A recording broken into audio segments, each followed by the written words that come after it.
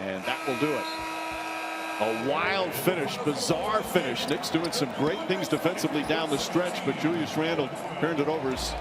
He still wants more of an explanation. And Randle very upset after being pushed away by his teammates. And they're smart to get him away. The emotions high for Julius Randle, who played brilliantly with 33 points, 12 rebounds, 6 assists.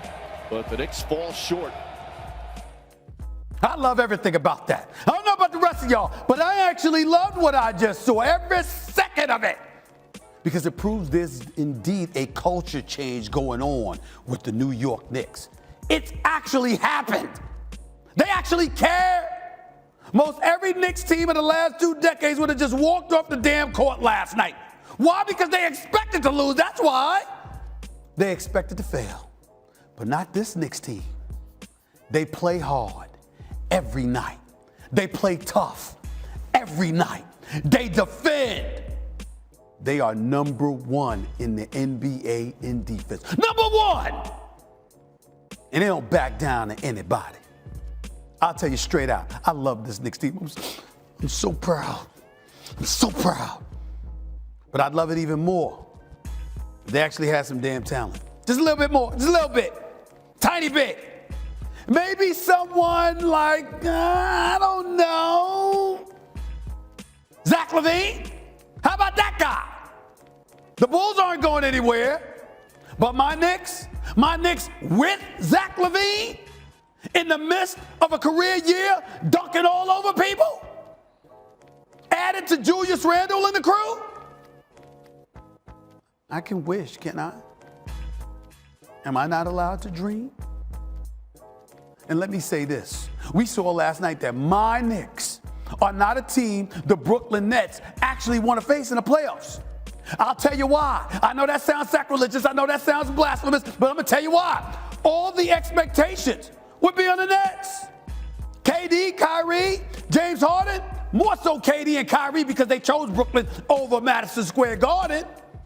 You go up against the Knicks and you lose, Lord, it wouldn't get any worse than that. Even Spike Lee wouldn't pick the Knicks. But if they made it a series, my Lord, Madison Square Garden, maybe even packed, and half the crowd at the Barclays cheering for the Knicks too, those Nets palms might possibly get sweaty fast. And if they lost, they'd never live it down. Never. KD, Kyrie, not so much James Harden, but KD, Kyrie would have to pack up and leave town forever. Now I return to reality. That ain't gonna happen. We know better. But it's possible, especially if the Knicks got Zach Lavine. Please, World Wide West, Leon Rose, Scott Perry, what's up? What's up? Zach Lavine, get that brother. I like him. Kevin and Elle back with you on SportsCenter. More headlines. The Falcons have restructured quarterback Matt Ryan's contract by converting $21 million of his salary. His cap number drops from nearly $41 million down to nearly $27 million for next season. A couple of notable quarterback items for our Adam Schefter. Former Chargers quarterback Tyrod Taylor. Call him Tyrod, Tyrod, whatever you call him. You can now Tyrod. You can now call him a Texan. He signed a 1-year deal worth up to $12.5 million. Full insurance in case Deshaun Watson gets his trade wish. And former Colts quarterback Jacoby Brissett's headed to South Beach, agreeing to a 1-year deal with the Finns to back up Tua Tagovailoa. And Minnesota Golden Gophers Richard Pitino been named the new head coach at New Mexico. Pitino takes over a Lobos program. Hasn't made the tournament since 2014. And we were excited about this. Loyola Chicago announcing today Sister Jean, the 101-year-old chaplain for the school's basketball team that rose to fame a couple years ago in the Final Four run for Loyola Chicago, will be able to go to the tournament. She got vaxxed up. She's ready to go. And from what I've been told, she is lit. I feel my bracket. I might change it before I even go down there, but it's at least the first run. But you know what? I miss some of those names of schools that have always been there. You know, like Kentucky. I don't see Kentucky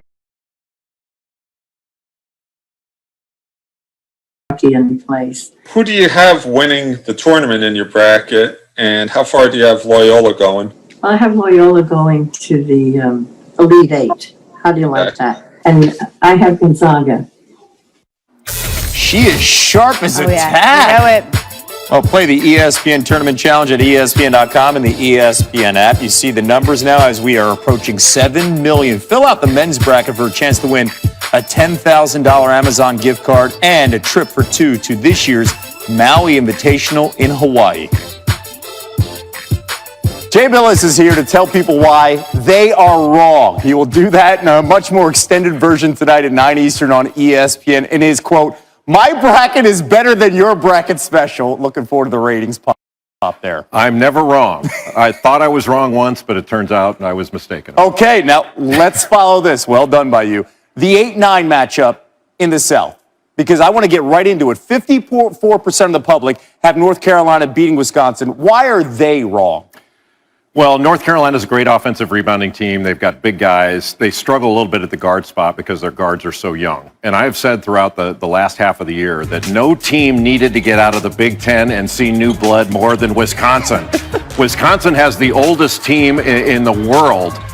They've had their driver's licenses since, for 8 or 9 years now, all of them. But they're way better than their record. I think they're going to be able to control the tempo with Micah Potter and with Nate Reavers. I think they are big enough to be able to hold their own on the glass. The way that Carolina wins is second shots. And if Wisconsin can control the tempo, keep them out of transition, and keep them from getting second shots, I think Wisconsin, with their experience and their guard play, is going to move along. Okay, now let's move over to the East. Over 45% have the 12th-seeded Georgetown Hoyas knocking off the 5-seed Colorado. Why are those people wrong? All right, first of all, Georgetown has become the trendy pick. Nothing wrong with trends. Sometimes trends are good. But right now, Colorado, the Pac-12 champion, has been sitting around listening to everybody tell them that Georgetown is going to win. And Colorado is good. They're the second best free throw shooting team in the country. As a team, they shoot over 82% from the line. They've got a guard named McKinley Wright, who's an All-American, all Pac-12. He is the best guard that Colorado has had since Chauncey Billups, who is the best guard they had since Jay Humphreys. He is legit. Tad Boyle coaches the team. They're very good defensively. They are very efficient on the offensive end. They, too, can control tempo. And I think as the 5 seed that has been listening to everybody say they're going to get beat, I think they're going to come in with an edge, and they're going to win the game. It's the we don't get respect game, right? Georgetown had that chip on their shoulder the entire time in the Big East tournament. Now we're going to see potentially Colorado in the NCAA tournament. All right, how about this one?